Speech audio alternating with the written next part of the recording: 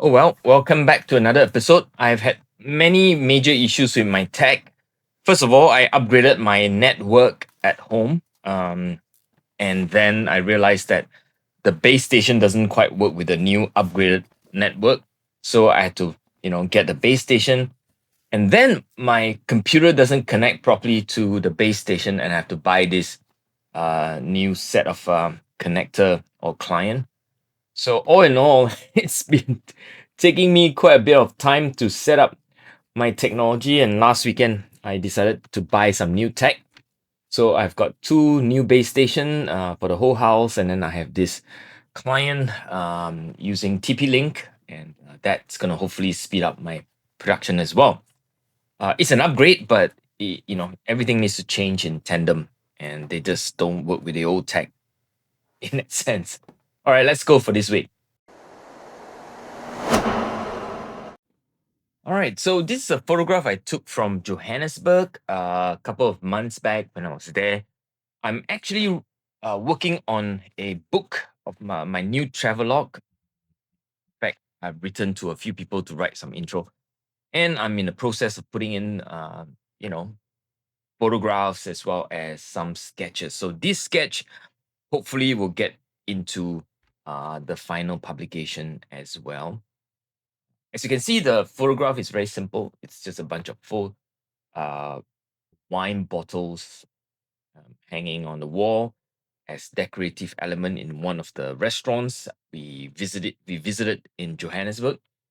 It is really a very lovely country, I must say. I mean, it's gone through a lot in its history, with the whole um, appetite and all the rest of the history. You probably can look them up anyway, or you know about it anyway. But having visited for the first time, I really feel that there's just so much the country has to offer from a tourism perspective, from a F&B perspective, and the wine. I got to know the wine really quite well, and that was actually one of the eye opener when we visited South Africa. By the way, you'll be able to find a photograph in my YouTube post or community post pages. I'll put a link in the description below. If you have been following my channel for a while, you know a few things. One, I'm very lazy and slack with my drawing. It's just a sketch. And I really try to get the macro right, and I ignore sort of the micro detail almost to the extent that I don't really care for accuracy. But the accuracy is at the macro level. In other words, I want the whole sort of the group of bottles to be looking like a group of bottles. And when it comes to the details, I don't ignore it, but I don't really pay too much attention necessarily because it's a sketch. I mean, if you're doing a fine painting, I understand you have to go through, measurement and making sure everything is correct. But it's a sketch. You kind of want a feel of the bottles being bottles, the highlight, the contrast, the color scheme, more or less, and so on and so forth. In fact, I even placed the bottles somewhat too high up on the paper. And after I sketched for about a couple of seconds, I realized it's off. I ignored it and kept going. Because it's a sketch. So, I think if you are one of those that are really pining for too much details in your work, you should try to cultivate the relaxed mindset that it will all pan out well. Just trust your instinct and or at least enjoy the ride, and it doesn't really matter. Well, after you draw, what you do is you do the first layer, and in this case, the recipe is sketching from light to dark. So you can see that I'm using fairly diluted colors, mostly yellow and greens, and a touch of black later. But the different greens I'm using, one is a green gold, that's for the lighter green, a bit of a yellowish green that is, and then a bit of uh, I used phthalo green, blue shade. A mixture of those two plus a bit of lemon yellow will give you all sorts of shades in green, from the very cool sort of green to the very sort of yellowy green, if you like.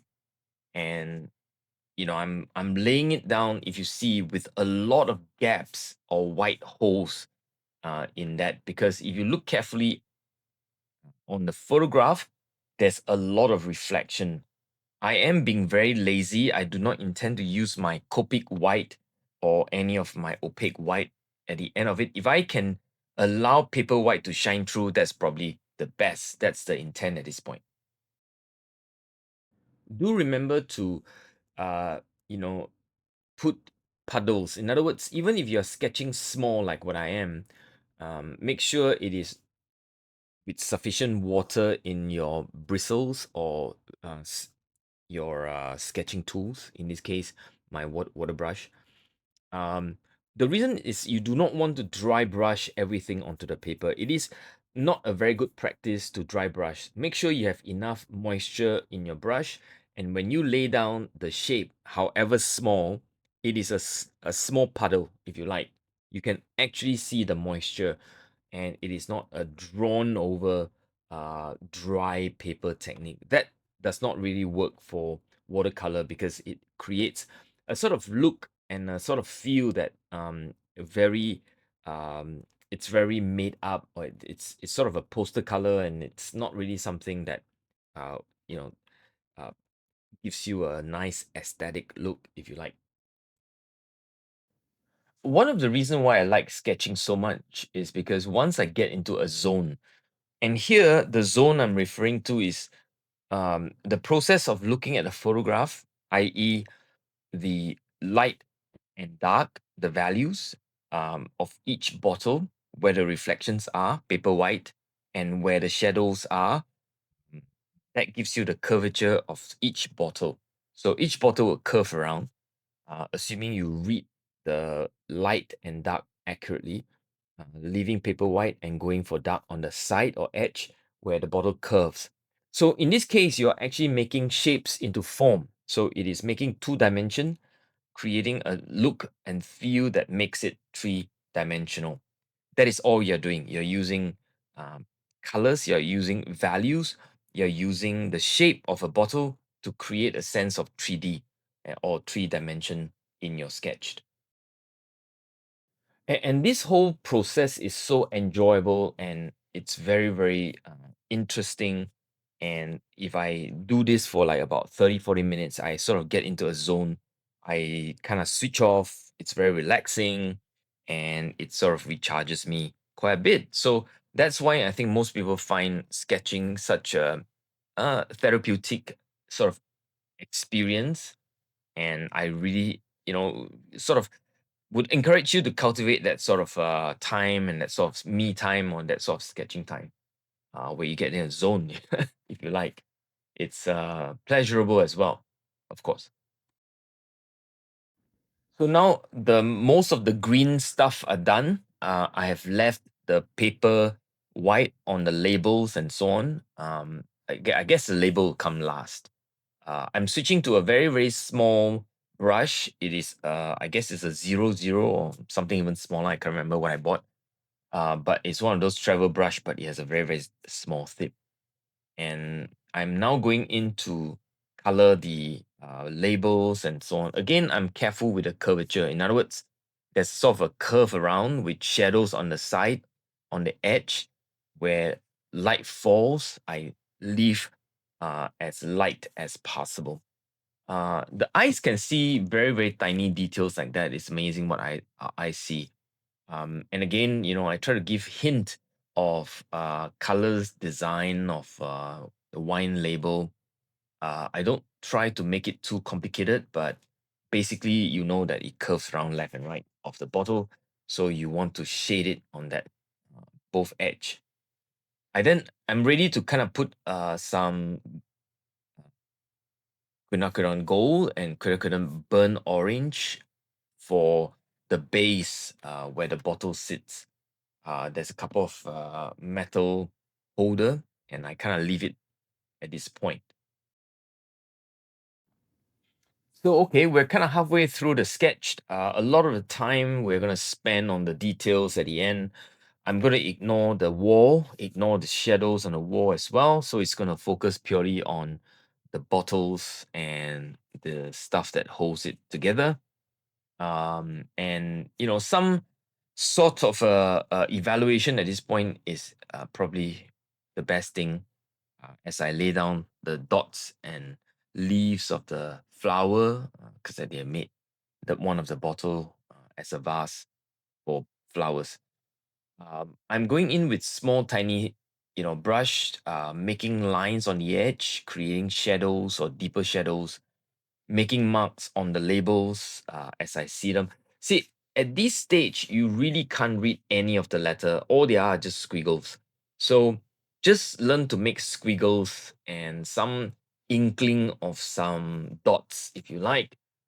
But all the time, continue to read the photograph to see where are the darkest dark, where are the shadow spots, if you like. That helps.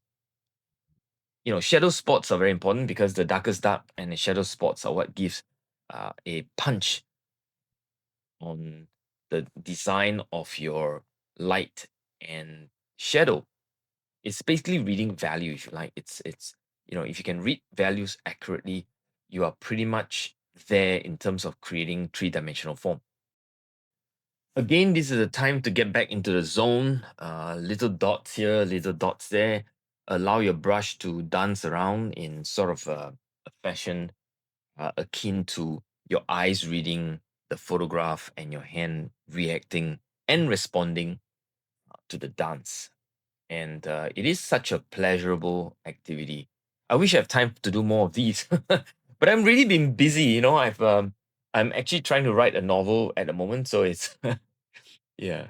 Anyway, that's another day, another story for another day. For now, as I look at the bottle, I'm looking at where the shadows are, where the darkest dark. Then I'm trying to put that down in accordance to what I see. It's important to read accurately because the reading of the um, the values will give you simplification. Value is the simplification process. If you read values wrong, it most of the time your sketch will not work. But if you read values correctly, um, there's higher chances of getting the sketch to work. All right, we're at the tail end of this sketch. I just want to say that my father-in-law is here in Singapore with us, recuperating. He's doing really, really well. We just took him out for lunch at Sentosa.